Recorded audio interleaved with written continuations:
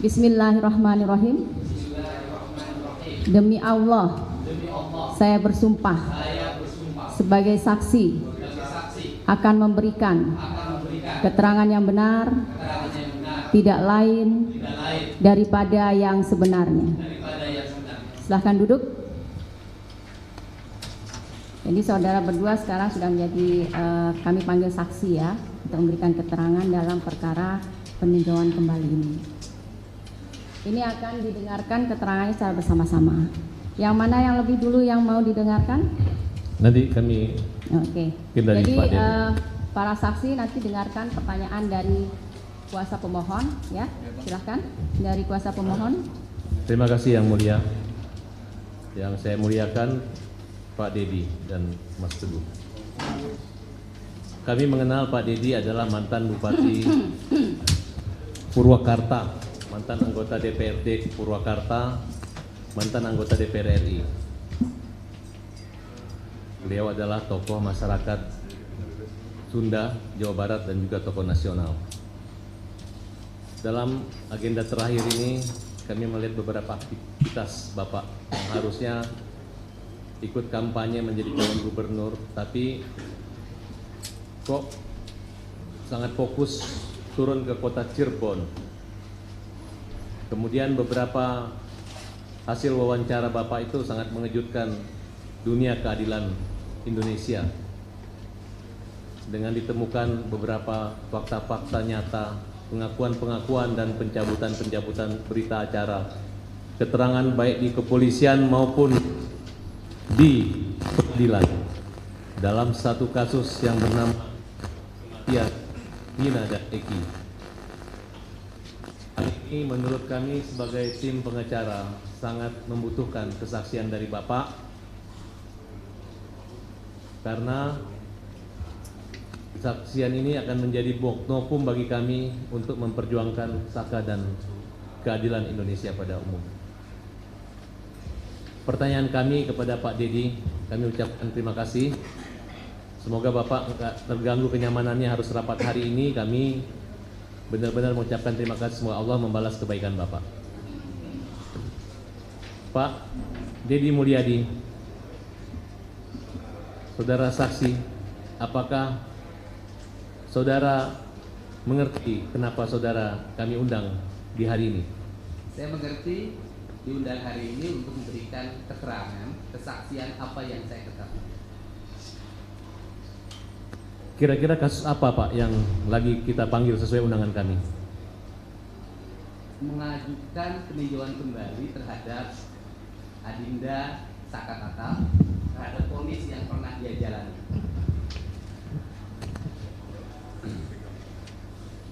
Apa pendampingan atau menelusuri ini merupakan bagian pekerjaan dari Bapak atau dan kepedulian buat Bapak? Iya, pendampingan bukan pekerjaan saya, tetapi sebagai warga negara Indonesia, saya memiliki kewajiban untuk menyampaikan berbagai informasi yang belum diketahui publik, yang belum diketahui oleh penyidik, agar saudara Saka Tatal bisa diposisikan pada posisi yang sebenarnya. Apa yang membuat Bapak tertarik, tergugah hati Bapak untuk turun sejenak di kota Cirebon? Keterpanggilan jiwa, karena ada masyarakat yang tidak berdaya menghadapi berbagai tuduhan, tuntutan, dan hukuman yang dialami tanpa sempat memberikan pembelaan yang sempurna dalam perjalanan hukumnya. Apa yang Bapak petik, Bapak rangkum, Bapak sampaikan kepada kami, kepada majelis? Titik ketidakadilan itu apa? Temuan Bapak yang Bapak dapatkan? Temuan yang saya dapatkan telah saya sajikan di channel YouTube Kang Dedi Mulyadi Channel. Dari seluruh temuan itu, saya yakin penyidik, siapapun yang punya hati pasti bisa melihat apa yang sebenarnya terjadi pada kasus ini. Bapak pernah mewawancarai Saka Tatal? Pernah. Nilai-nilai apa yang Bapak dapatkan? Iya, nilai yang dapatkan pertama dari sisi kemanusiaan. Saudara Saka Tatal pada usia remaja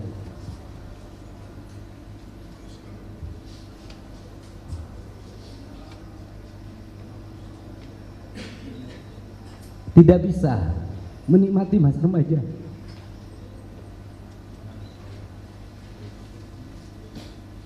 dan dia harus melewati penjara dalam kurun waktu yang lama, mengalami tekanan psikologi, tekanan fisik yang harus dia alami.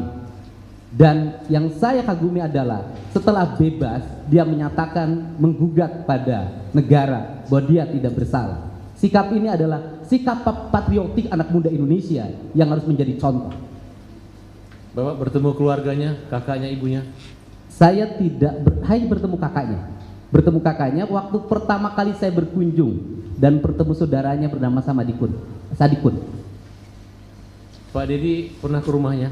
Saya pernah ke rumahnya. Ada motor atau ada kekayaan atau nilai-nilai sosial yang tinggi di situ yang Bapak temukan? Iya, saya lihat hanya ada rumah yang dalam posisi ya rumah yang sangat jelek. Kemudian berapa orang yang sudah Bapak wawancarai saat itu? Kalau sampai saat ini mungkin sudah puluhan ya, saya sudah nggak bisa menghitung. Tetapi yang menyangkut Saka Tatal yaitu mencoba memahami peristiwa apa yang dialami oleh saudara Saka Tatal pada tanggal 27 Agustus 2016. Apa yang saudara ketahui berdasarkan informasi yang diwawancarai tentang keberadaan Saka Tatal tahun 2016 tersebut? Dari channel yang saya ungkapkan ke publik pada tanggal 27 Agustus 2016, saudara Saka Tatal berada di rumah. Dia berada di rumah neneknya dan berada di rumah Sadikun. Kemudian pada waktu itu dia nongkrong-nongkrong sampai malam hari di rumahnya Sadikun. Pada waktu itu ada motor saudara Irfan yang mogok karena mengalami gangguan kabilator. Kemudian motor yang mogok itu diteleponlah yang punya bengkel bernama Heri oleh Sadikun untuk apakah bisa memperbaiki motor Irfan, dan Heri mengatakan bisa. Kisaran pukul 10 malam mereka menceritakan pergi bersama-sama. Satu, saudara Saka Tatal dibonceng oleh Sadikun. Yang kedua, saudara Irfan membawa motor yang mogoknya sendiri. Yang ketiga, saudara Raja almarhum membonceng Kodir, dan Kodir bertugas untuk nyetep. Mohon maaf, nyetep itu adalah kakinya Kodir didorongkan pada motornya Irfan agar bisa berjalan. Kemudian setelah mereka berangkat masuk ke flyover. Di flyover itu Sadikun menceritakan ada kerumunan orang, ada polisi di situ. Dan Sadikun berkesimpulan bahwa itu adalah operasi tilang, sehingga karena dia tidak bawa surat-surat motor, dia tidak jadi lewat ke flyover, dia turun ke jalan arteri yang bawah. Kemudian mereka akhirnya sampailah ke bengkel Heri, dan bengkel Herinya motornya diperbaiki. Dari seluruh rangkaian yang saya lakukan bersifat mendadak, dalam bahasa hukumnya mungkin rekonstruksi, kalau saya tidak punya kewenangan untuk itu. Semua alur berjalan sempurna, tidak ada yang satu sama lain saling bertentangan. Kalau mereka berbohong, membuat skenario, saya pikir tidak akan bisa melakukan menceritakan sebuah rangkaian perjalanan seperti itu. Cara seperti itu hanya bisa dilakukan oleh orang-orang yang benar dan jujur dalam menyampaikannya. Yang Bapak temukan wawancara dengan siapa yang mendukung keterangan Bapak ini? Apakah Teguh? Wawancara yang waktu itu semua diwawancara. Ya, yang intinya yang mengetahui keberadaan Saka. Saka itu yang pertama, Sadikun. Kemudian yang kedua, Kodir, yang sekarang kakinya patah karena saya berkunjung ke rumah Kodir langsung. Kemudian yang ketiga, Irfan. Yang empat, Heri yang punya bengkel. Dan saya bertanya pada mereka, kenapa seluruh pernyataan ini tidak disampaikan dulu pada sewaktu sidang? Mereka menjawab, kami menyampaikan, cuman diabaikan. Ada pertanyaan hukum kami yang kami pertanyakan adalah kenapa pernyataan mereka di muka hukum yang diambil di atas sumpah oleh hakim itu diabaikan, sedangkan saudara Dede dan Aep yang tidak menyampaikan di depan majelis hakim dan tidak diambil di atas sumpah justru dijadikan dasar putusan. Dari beberapa kejadian atau wawancara itu saya mendengar Bapak mencari Aep dan Dede. Apa yang Bapak temukan dari pencarian itu? Sebenarnya tidak mencari. Saya wawancara Aep waktu yang pertama. Kemudian Aep menyampaikan bahwa dia apa yang dia lihat, apa yang dia dengar, itulah yang sebenarnya. Kemudian berbulan-bulan setelah itu mungkin 3 bulan, 2 bulan datanglah Dede. Yang datang ke saya itu bukan dedenya, tapi kakaknya. Kakaknya datang ke saya bahwa Dede ingin menyampaikan sesuatu pada Pak Dedi. Kenapa pada saya? karena sulit pada yang lain menjamin keamanannya, menjamin dirinya. Akhirnya kami menjemput Dede ke Tangerang pada hari Sabtu. Kemudian setelah itu Dede langsung jam 4 ketemu saya, langsung memberikan pernyataan bahwa dia itu pada waktu itu berbohong. Dia tidak melihat gerombolan orang untuk menggunakan motor, melakukan pelemparan dan sebagainya. Jarak antara warung Madura ke tempat anak-anak nongkrong itu setelah diukur oleh Dede, menurut dia jaraknya 150 meter. Artinya kalau dalam BAP itu kan dia hanya melihat keterangan itu dari jarak 50 meter, kemudian tidak, karena ketakutan dia pergi lari kabur. Iya. Saat itu kita anggap tidak mungkin lah. Dan saudara Dede juga menyatakan itu adalah arahan dari Rudiana. Coba Bapak gali sedikit pengakuan daripada Dede. Ya, kalau pengakuan dari Dede kan sudah disampaikan di channel YouTube saya. Saya pikir tinggal itu saja dilihat. Dan masih ada, sudah disampaikan. Terus di Peradi pernah Bapak hadirkan juga Dede? Sudah dihadirkan, di conference base-nya ada. Saya pikir majelis JPU sudah bisa melihat dan mengakses di berbagai berita media juga muncul. Saya butuh pengulangan lagi Pak. Kira-kira apa yang disampaikan Dede tentang peristiwa itu? Yang disampaikan oleh Dede pada Ya. Yang disampaikan oleh Dede pada peristiwa itu bahwa saudara Dede dijemput.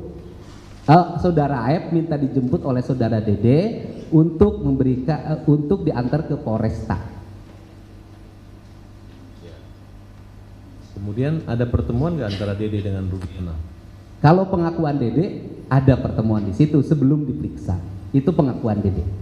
Artinya menurut Dede semua keterangan yang disampaikan itu adalah arahan dari Rudiana. Menurut Dede di channel YouTube saya seperti itu. Apa benar menurut Dede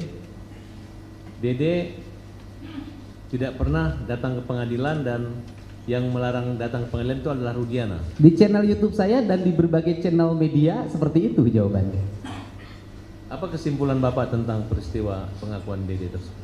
Kesimpulan saya dalam peristiwa pengakuan Dede bahwa Dede tidak mengetahui peristiwa pengejaran dan Dede memastikan pada malam itu tidak ada kerumunan orang di depan SMP 11, tidak ada anak-anak bergerombol di gang SMP 11 pada malam itu. Tidak ada peristiwa pengejaran dan Dede setelah membeli rokok kembali lagi mengantar Aep ke tempat pencucian mobil. Tekanan-tekanan batin apa yang membuat Dede itu mau jujur sama Pak Dedi? Dia mengatakan selama 8 tahun tersiksa hidupnya. Dia mengalami problem psikologi dalam dirinya, hidupnya seperti mengalami ketakutan.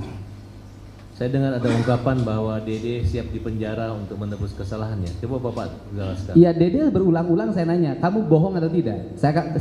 Dia katakan saya tidak berbohong. Pernyataan Dede sudah disampaikan di depan notaris. Dan nanti sebentar lagi akan kita legalisir di Pengadilan Negeri Cirebon.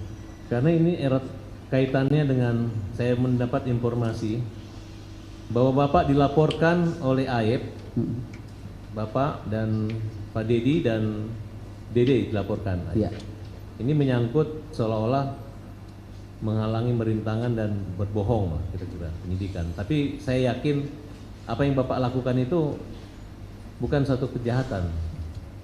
Iya, yang saya lakukan hanya ingin menyampaikan informasi tentang sebuah peristiwa secara terbuka dan semuanya ingin diuji lewat lembaga peradilan karena saudara Aep dan Dede sebelum saudara Dede bertemu saya sudah dilaporkan ke Mabes Polri oleh keluarga terpidana atas dugaan kesaksian palsu.